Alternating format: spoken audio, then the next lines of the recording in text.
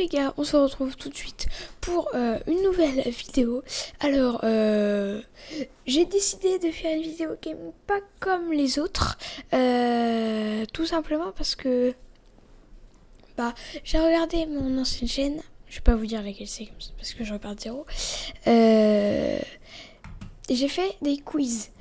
Donc là j'ai choisi un quiz sur Kipo Quiz. Là c'est un site de quiz de culture générale. Voilà. Et j'ai choisi un quiz sur l'électricité. Parce que c'est vrai que je suis assez bon pour l'électricité. Donc on verra si j'ai bon à la plupart des questions. On fait tout de suite jouer au quiz. On va faire pas mode rafale, sinon c'est pas dans le mode classique. Alors, environ 20% de la population mondiale n'a pas accès à l'électricité. Si, c'est vrai, parce que aujourd'hui l'électricité, c'est très répandu, donc oui. Eh ben, mauvaise réponse. Donc c'est pas très répandu. Ok. L'arrêt torpille, waouh, torpille, ça ressemble pas à une torpille de guerre. Désolé pour la parenthèse. Peut produire une tension électrique de 250 volts. Oui, elle peut. Parce que électrique quand même. Bonne réponse, voilà. Ma première bonne réponse sur les deux. Ah, ici on a eu. Là, 2 sur 10, j'ai une bonne réponse pour l'instant. Les éoliennes produisent de l'électricité à pleine puissance lorsque le vent atteint une vitesse de 90 km/h. Alors déjà, 90 km/h, faux. En fait, je sais pas. Parce que j'ai envie de mettre vrai et faux. Parce qu'en fait, à 90 km/h, de base, le vent il est beaucoup trop fort. Et donc, ils arrêtent l'éolienne. Et l'éolienne donc ne tourne pas. Mais c'est vrai que si on l'arrêtait pas, elle pourrait produire une tension extrême. Mais ça pourrait vraiment endommager les composants. Donc je vais mettre faux parce que du coup... Ah, bonne réponse. Ah bah oui, du coup faux parce que on l'arrête. Ok. Oula. C'est qui ce mec? Il est en dépression. Regardez ses yeux là. La première ampoule électrique de Thomas Edison, wow, utilisait un fil de cuivre. Vrai, je pense. Ah, ça utilisait quoi là? Après avoir essayé plusieurs matériaux, l'inventeur avait finalement choisi d'utiliser un fil bambou provenant du Japon. Et il a utilisé un bambou du coup. Ah ouais. Ah d'accord. D'accord, ok. C'est bien. C'est bien d'utiliser des bambous. Fermez la parenthèse. Là, jamais contente, est le premier véhicule à rouler à plus de 100 km/h. Vu sa gueule, je pense pas. Hein. Bah si, parce que regardez, en fait on sait pas, moi je vais mettre vrai. C'était le premier véhicule à aller à plus de 100. Inventé en 1899 par une entreprise belge, cette voiture électrique pouvait atteindre les 105,9 km/h. Waouh! C'est bien pour une voiture déjà. Elle peut aller sur une autoroute moderne. Bon, pas à 110 bien sûr, mais proche. C'est bien. La puissance électrique est calculée en multipliant la tension par l'intensité. Oui, c'est vrai, c'est vrai. Et c'est vrai. Ah, fils, oh là là. Je voulais mettre vrai, mais j'ai mis non par exprès. Enfin, j'ai mis non sans faire exprès. Et vous voyez, mauvaise réponse. Donc on sait que c'était vrai. La puissance électrique mesurée en watts, oui, c'est la puissance. Par exemple, un cours d'eau, le volt, c'est la puissance qu'il y a au-dessus. Et les watts, c'est la puissance que ça donne. Le nom provient de... Ouais, d'accord. Mais en tout cas, c'est vrai, j'ai pas fait exprès de faire dire non. Alors, l'unité de mesure de la tension électrique est le volt. Je vais dire oui. Bah oui, voilà. On disait aussi, si c'était non, et quoi. Si je vais... C'est mieux. La majorité de l'électricité produite dans le monde utilise la méthode du courant alternatif. La majorité de l'électricité produite dans le monde? Oui, je pense. Ouais, bonne réponse. Ouais. Le courant alternatif est produit par les génératrices. Ouais, pas génératrices des éoliennes, quoi. Oula! L'homme éclair, mon gars, l'homme éclair. Ouais, c'est beau les éclairs, pour fermer la parenthèse. Un éclair voyage à la vitesse de 300 000 km par seconde. Waouh. Bah, j'en sais rien, je veux dire oui. Quoi? Un éclair circule à la vitesse de la lumière, quoi? Non, me dis pas que on voit un éclair, en fait il est en train de se déplacer à la vitesse de la lumière. Non, tu ne me dis pas ça, Didier, tu ne me dis pas ça. Contrairement au tonnerre. Au tonnerre qui voyage à la vitesse du son. Bon, c'est déjà incroyable. 343 mètres par seconde. À 20 degrés Celsius. Waouh, waouh. Waouh, waouh. C'est waouh. L'électricité produite par une anguille électrique peut causer la mort d'un humain.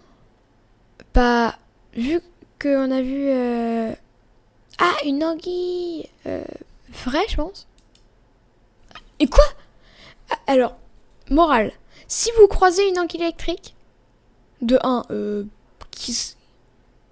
est-ce que c'est probable de voir une anguille électrique? Si vous en voyez une, évitez de la toucher parce que comme on vient de voir, ça peut tuer un humain. Donc évitez, j'imagine, pour votre sécurité. Hein. Alors, l'électricité produite par... ouais. Continuez. Ah, c'est bon. Je pourrais faire réponse. C'est bon, j'ai fini mon quiz.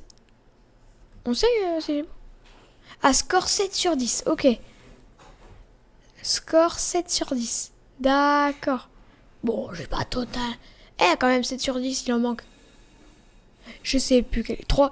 Il manque 3 bonnes réponses et voilà quoi. Bon, j'ai eu en fait 8 sur 10 parce que vous rappelez de la fausse frappe. Donc, go. Alors, je vais faire mode rafale. On va faire mode rafale. C'est la même question, fils. C'est la même question, fils. C'est la même question. On va faire... Là, on a fait sur l'électricité. On va faire sur l'énergie renouvelable ou pas? Ouais, allez, ouais. Énergie renouvelable. Quiz, hop. Test... parfait. La mode classique. Teste tes connaissances et découvre ton score à la fin. Relève des défis du score parfait. Une seule erreur, tu seras fait. Une seule erreur de... Ok, donc, je vais faire... Alors là, on va faire... ça va être un petit peu rigolo parce qu'on va faire le mode classique et puis on va faire le mode rafale. Ça veut dire que le mode classique, on aura 10 questions. Mais dans le mode rafale, on aura les 10 questions, plus encore les choses. Ça nous permettra de revoir ce qu'on a déjà vu là, même si on vient juste de le faire. Donc ça, on verra si j'ai bien retenu. Le but, c'est quand même de retenir. Hein.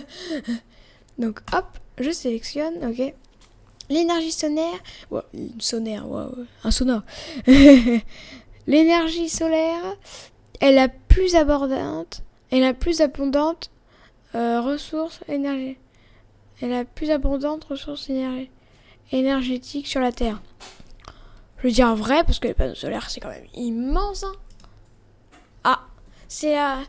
Alors notre planète est frappée en permanence par 173 000 terawatts d'énergie solaire, soit plus de 10 000 fois la consommation énergétique mondiale totale. C'est pour vous dire à quel point c'est énorme. Voilà, continuez. Alors, les plus importantes ressources géothermiques sont surtout situées près des jonctions des plaques tectoniques. Je veux dire vrai. Ah, donc la plupart des ressources géothermiques sont bien situées près des jonctions des plaques tectoniques. Je vais pas lire Les panneaux photovoltaïques sont généralement formés de plusieurs couches superposées. Je vais dire vrai parce que panneaux photovoltaïques, mon père en a fait un et j'ai vu que ça avait bien plusieurs couches, donc je vais dire vrai et bonne réponse. Bon, après, si je parle de mon père et qu'il y a fausse réponse, moi je vais être en dépression, mon gars. Bonne réponse. Bon, là, je suis pas encore en dépression. Là, je pense que j'ai... Bon, on verra à la fin. Je pense que j'ai toutes les bonnes réponses. À une distance de 500 mètres, une éolienne est aussi bruyante qu'une tondeuse. Déjà une tondeuse. Il y a un voisin, il y a un youtubeur qui a acheté une mini-pelle. Désolé, je fais une grosse parenthèse. Qui a acheté une mini-pelle. Son voisin a dit que c'était aussi fort qu'une tondeuse. Alors qu'une mini-pelle, ça boum boum boum boum, ça va voir. Hein. Donc, en plus, à 500 mètres, mon gars, c'est loin. Hein. Donc, je vais dire faux. Et voilà, bonne réponse. Bah ouais, en même temps, 500 mètres. S'il y a tondeuse, et une tondeuse, ça... Une tondeuse, ça énerve pas les voisins. Donc à 500 mètres, ça doit pas du tout énerver les voisins. Voilà. Les forages effectués par la géothermie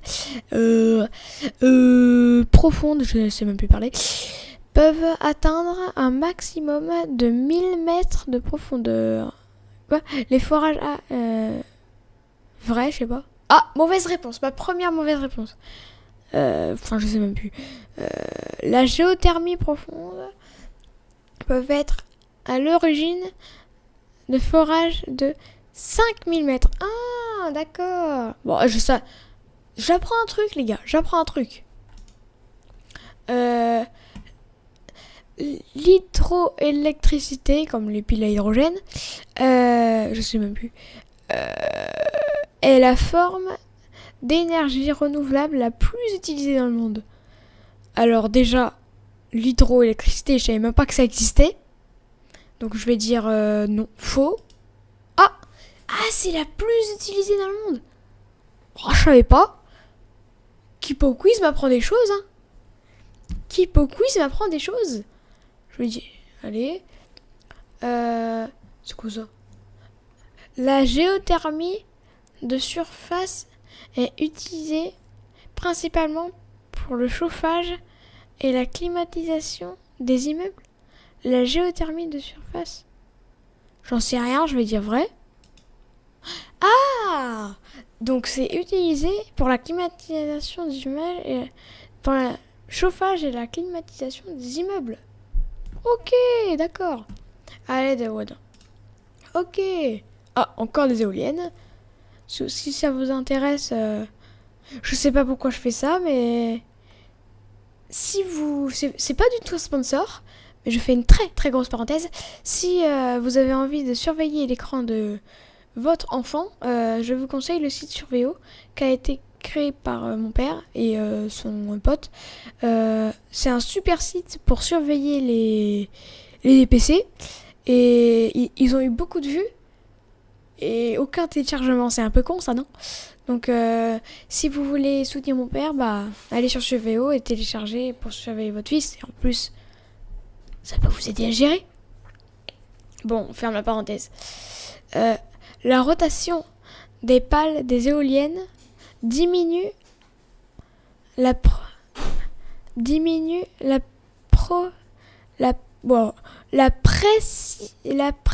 Oh. La rotation des pales des éoliennes diminue la pression de l'air près de la structure. Je sais pas trop. La rotation des pales des éoliennes diminue. Je vais dire vrai. Yes, les gars, yes. Allez, continuez. L'énergie hydraulique tire son origine du Moyen-Âge. L'énergie hydraulique tire son origine du Moyen-Âge. Au Moyen-Âge, je pensais même pas que ça. Je pense qu'au Moyen-Âge, ça n'existait même pas l'hydraulique, donc je vais dire faux. En même temps, ça paraissait normal.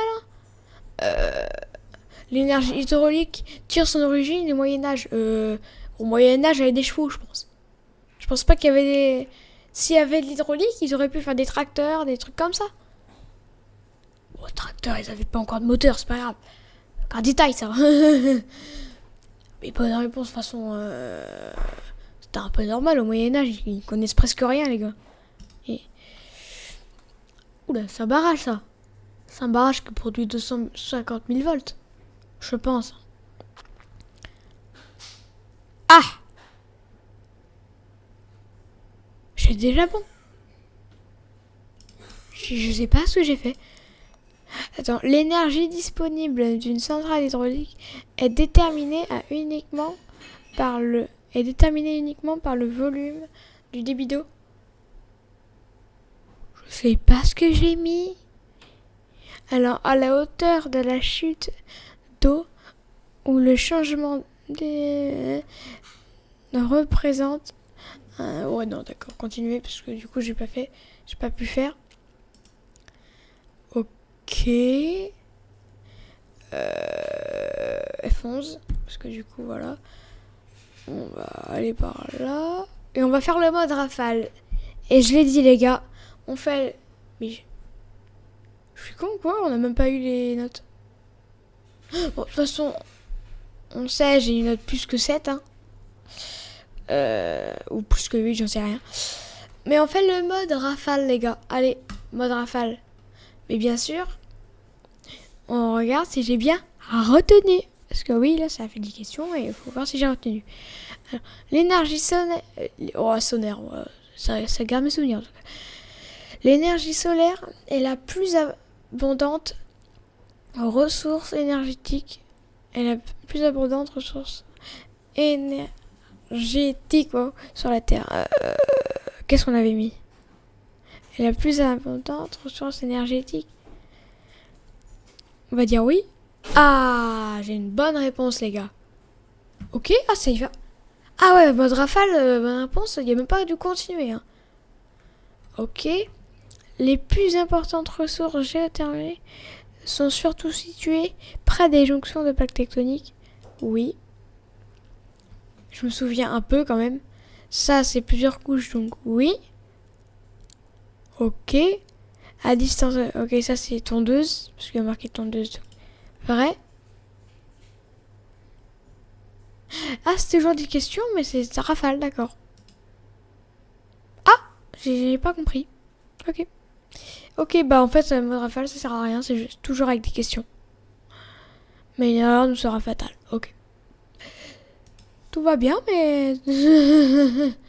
Qu'est-ce qu'on fait? Ah ouais, sur l'histoire de l'aviation. J'aime bien l'aviation, allez hop. Jouer au quiz. On va faire mode classique, allez hop. Toujours avec des questions. Vu que maintenant on sait que le mode rafale, c'est toujours avec les mêmes questions. Alors, le Solar N-Pulse a réussi le tour du monde en utilisant que de l'énergie solaire. J'imagine que c'est ça, le Solar Impulse. Je sais pas trop, mais ça, est-ce que ça ressemble à des panneaux solaires? Est-ce que ça ressemble à des panneaux solaires, ça? Parce que les panneaux solaires, parce que l'énergie solaire, c'est un peu avec des panneaux solaires, il y a solaire dedans en plus. Donc moi je dirais faux parce que j'ai pas l'impression que ce soit des panneaux solaires ou des panneaux solaires pliables, j'en sais rien. Ah, on va lire le truc. Le 26 juillet 2016. Oh, j'avais quoi l'âge 2013, 2014, 2015, 2016. J'avais 3 ans, les gars. Pardon, c'est bizarre ça. 2013, 2014, 2015, 2016. J'avais littéralement 3 ans. J'ai littéralement 3 ans à cette date, j'avais littéralement 3 ans, les gars. Et aujourd'hui, je suis youtubeur. Et pourtant, j'ai 12 ans. Bon, fermez la parenthèse. Et pourquoi j'ai mon casque, là, d'ailleurs? J'en sais rien, pourquoi j'ai mon casque. Voilà. Le 26 juillet 2016, le Solar Impulse a atterri à Abu Dhabi. Ouais, je sais pas si vous savez qu'est-ce que c'est comme pays, dites-le moi. Il venait alors de compléter un tour avec escale en utilisant que de l'énergie solaire. Ok, d'accord. Donc j'imagine que c'était des panneaux solaires pliables à leur époque. Pliable. Blablabla. Léonard de Vinci, j'adore lui, je l'adore, a réussi à faire voler 2 prototypes d'énergie volante, d'engins volants. J'en sais rien, vrai? Oh non, je connais pas assez de choses sur lui. Merde. Je ne connais pas assez de choses sur lui. Bon, j'arrête la parenthèse. Bon, j'en fais beaucoup des parenthèses dans cette vidéo, c'est fou ça. C'est qui lui? Un avion supersonique. Ça me donne l'idée que ça a été l'avion le plus rapide du monde, de l'histoire de l'aviation. Neil Armstrong. Oh, ça peut être une fusée aussi. Parce que je pense que c'était le premier humain à aller sur la Lune, non? Dites-moi en commentaire si c'était le premier humain à aller sur la Lune, parce que moi j'y connais presque rien en astronomie. On peut faire un quiz.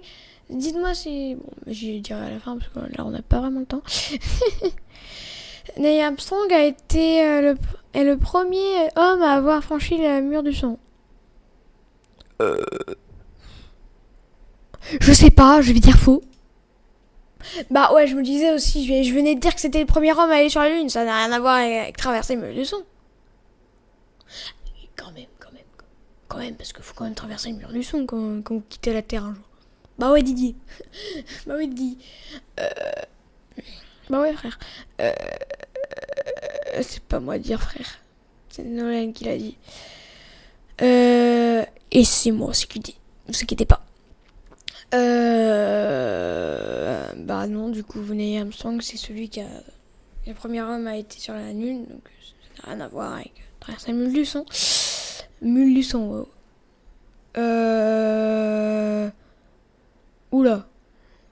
Il y a une calvitie, le bail. C'est quoi cette forme de... Le DH-106 commet le premier avion commercial à réaction avec des hublots carrés. Bah, je pense que oui, parce que regardez, ça ressemble pas à des hublots carrés, ça? Donc vrai? Bah oui, bonne réponse, parce qu'on voyait clairement que c'était des hublots carrés, quoi. Enfin, clairement, fallait un peu aller sur la photo, mais bon. Et oui, la photo peut nous donner des indices aussi. Ça sert un peu à ça, les quiz. Bon, sur les quiz en classe, on vous donne pas de photos, c'est un peu normal. Le premier combat aérien s'est terminé par l'écrasement des 2 avions. J'en sais rien. Le premier je vais dire vrai. Ah non, les gars. Non. Le premier combat aérien de l'histoire s'est déroulé le 5 octobre 1914. On apprend des choses avec moi. Les Français Sergent Franz et Caporal Quinault à bord de leur appareil voisin. Je vais pas lire tout le texte de 3 lignes. Là. On a autre chose à foutre dans le pays. Otto Lilienthal, je sais pas dire ça, a dit: nous devons voler et tomber jusqu'à ce que nous puissions voler sans tomber. Je connais pas, je vais dire vrai. Ah bah bonne réponse parce que oui, faut toujours continuer comme moi, hein. Les YouTube, ça marche pas, mais je continue. Hein. C'est comme là, hein. Je tombe, mais je vais vers le but. Hein. Oui, j'ai plus de vues que d'abonnés. C'est peut-être pas le bon moment pour dire ça, mais bon. Mes 2 chaînes, j'ai ça. Le pire accident de l'aviation a eu lieu en 2010. Quand le volcan islandais